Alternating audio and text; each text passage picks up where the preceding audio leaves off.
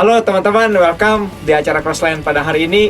Pada saat ini gue ditemenin oleh dua orang yang asing pasti buat teman-teman semua. Coba perkenalin nama lo, siapa? Orang asing pertama. Orang asing pertama.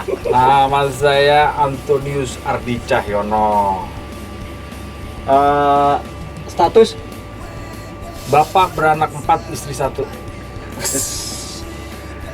Di sebelahnya lagi dengan siapa bro? Nama saya Didi Priadi. Status?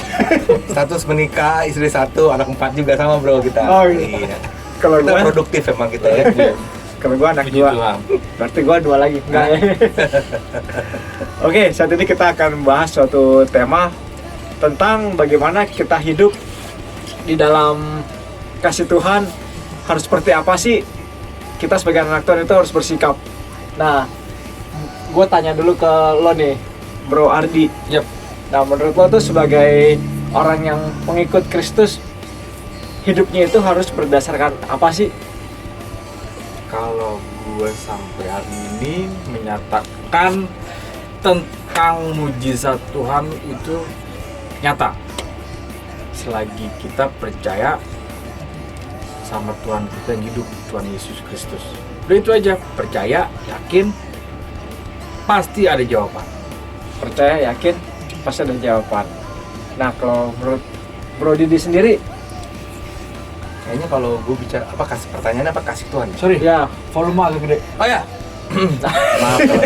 Jadi pertanyaannya gimana tadi? ya sebagai pengikut Kristus ini apa sih pegangan, maksudnya patokan gaya hidup kita sehari-hari gitu. Tadi lu ngomongin nggak gitu? Dia ngomongin kasih Tuhan kayak pertanyaan. Ya kasih, maksudnya sebagai orang-orang yang hidup dalam kasih Tuhan, Iya. harus gimana gitu Oh. bersikap. Kayaknya kalau menurut gua sebagai umat percaya kita harus hidup dalam kasih gitu. Cuma faktanya yang gua sampai hari ini belajar, kayaknya gua nggak mampu mengasihi dengan kemampuan gua, kayaknya sih itu aja. Gua ngerasa gua tuh banyak gagal dalam mengasihi. Jadi kalau untuk praktek mengasihi sesama, gua sih kayaknya butuh pertolongan Tuhan untuk gua bisa mengasihi. Tapi kabar baiknya gua ngerasanya gua menerima kasih Tuhan terus gitu. Meskipun gua nggak layak, meskipun gua juga nggak dalam kondisi bagus selalu. Faktanya gua nggak selalu dalam kondisi bagus gitu. Artinya secara iman ya, sama pengalaman kehidupan perjalanan gua secara pribadi. Tapi gua merasakan kasih Tuhan. Mungkin itu kali ya yang membuat gua bisa belajar mengasihi. Gua sih sampai sekarang masih belajar mengasihi. Belum lulus lah, masih belum lulus. Berarti setiap hari ya kita harus belajar hidup Kayaknya. dalam kasih terus menerus sampai akhir hidup ya. Iya sih, kayaknya masih belajar lah gua, masih dalam proses belajar. Nah jadi gini, kan di dalam Alkitab itu ada dua, istilahnya dua apa ya? Ada dua bagian nih, perjanjian lama dan perjanjian baru. Nah menurut lo tuh hubungan keduanya ini ada hubungannya sih? Atau pedoman hidup kita sekarang hanya terbatas di perjanjian baru, perjanjian lama udah enggak, atau gimana? Menurut Om Didi? Gua kalau nggak ada perjanjian lama, menurut gua kita nggak bisa paham perjanjian baru sih.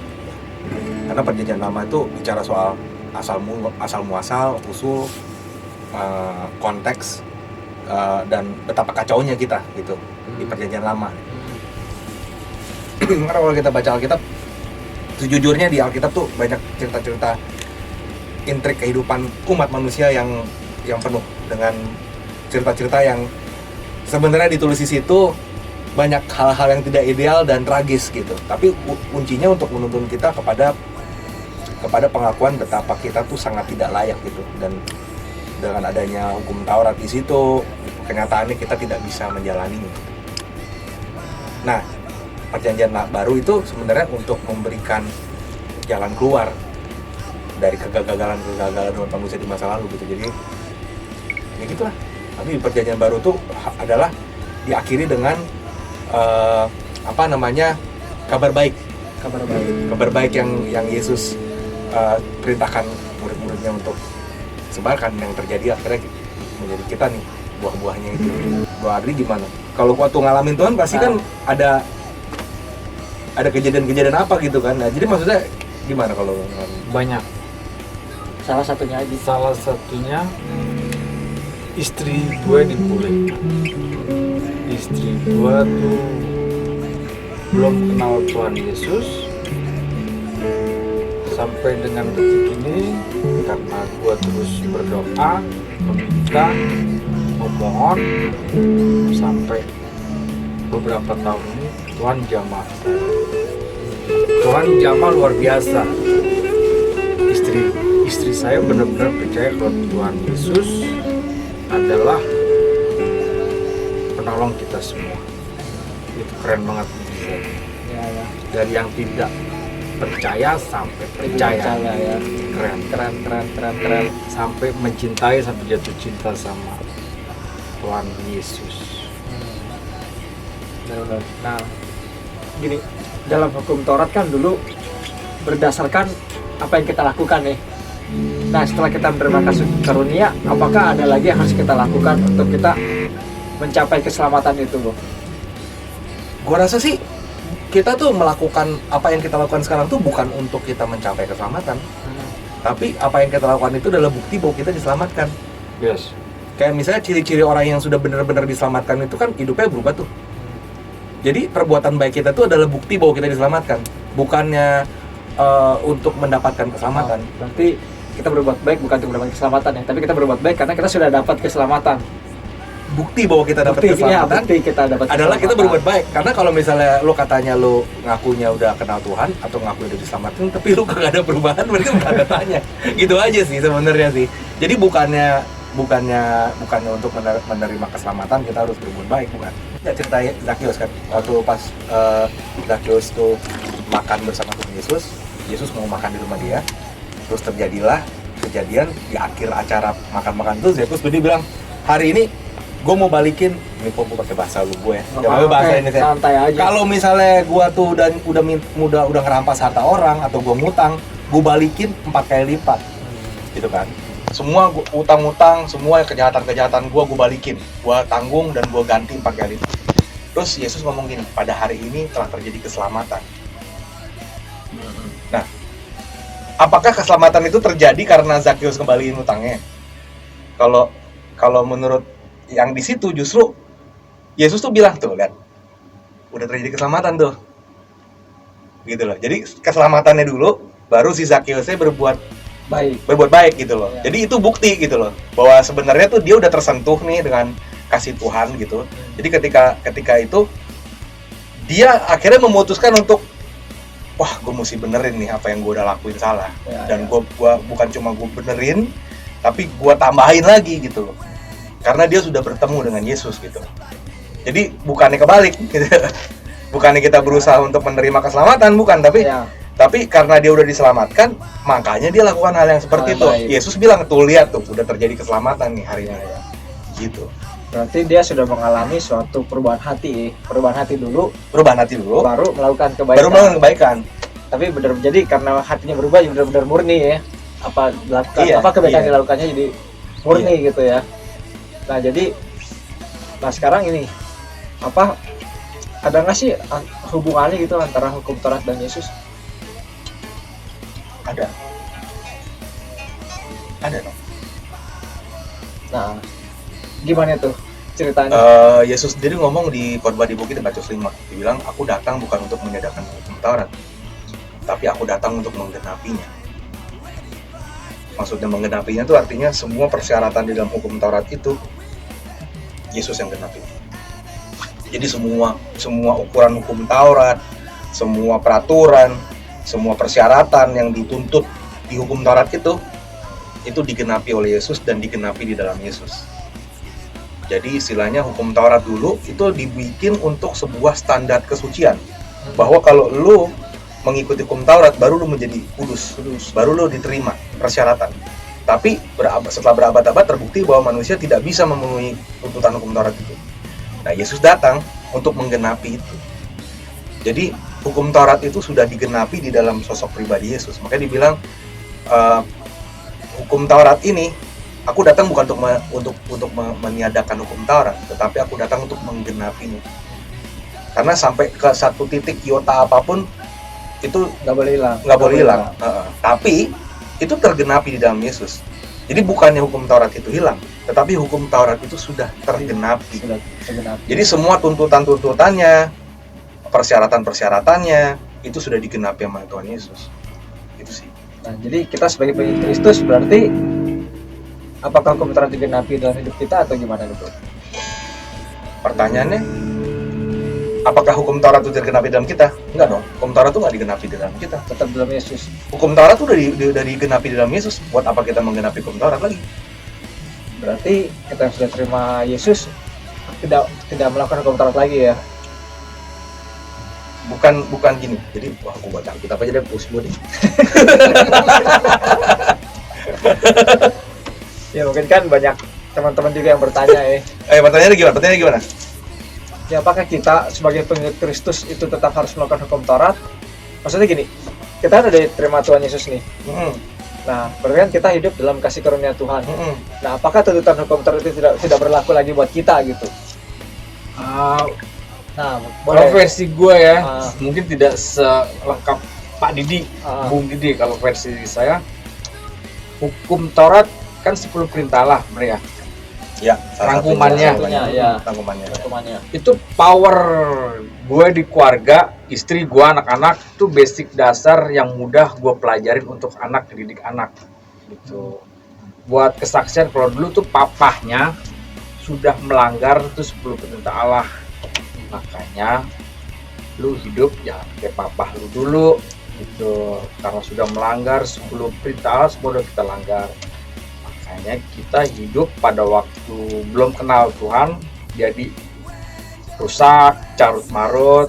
Nah, jadi basic gua hidup untuk mendidik dalam keluarga ini, hukum Taurat wajib dan harus, dan gue ngambil yang garis besarnya ya, yang simple, 10 perintah Allah. Seperti itu butuh sih bagi orang-orang yang kayak gue, baru pemulihan, baru kenal Tuhan, basic dasar aja. Jadi tetap Tetap gue pakai dalam kehidupan sehari-hari, pakai. tetap gue pakai. Gimana Pak Didi? Kalau menurut gua 10 perintah Allah itu sebenarnya sebuah indikasi hal-hal yang harusnya kita lakukan. Tapi kenyataannya kita tidak mampu. Makanya Kayak 10 perintah Allah, kalau ada orang yang bisa bilang bahwa dia tuh sudah melakukannya sih, dusta sih kalau gua bilang. Misalnya Bukan melakukan, sudah merusak.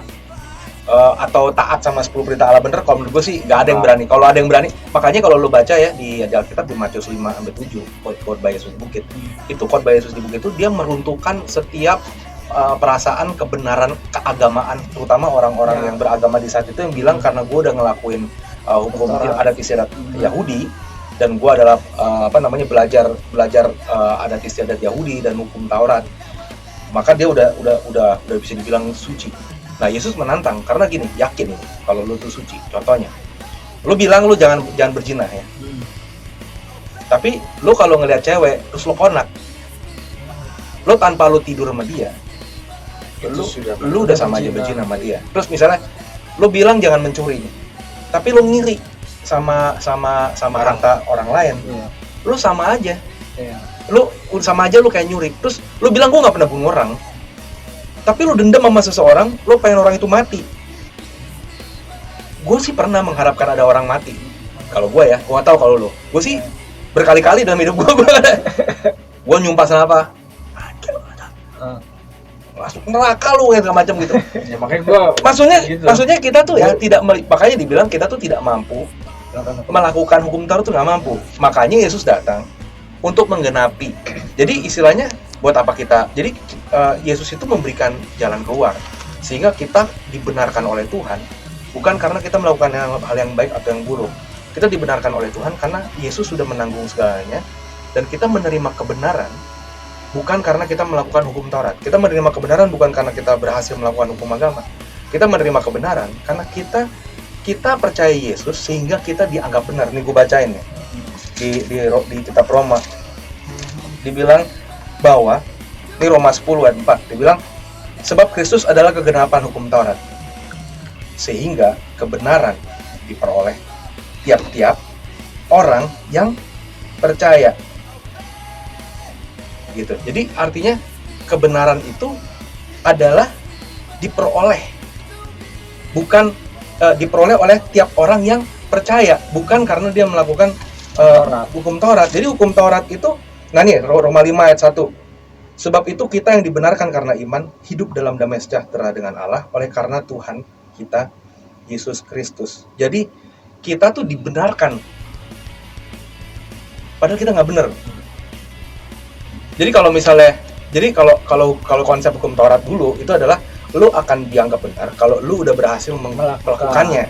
Tapi prinsip perjanjian baru itu adalah lu dianggap benar karena kebenaran tuh diberikan, dikasih ke lu, bukan karena lu telah mencapai sesuatu.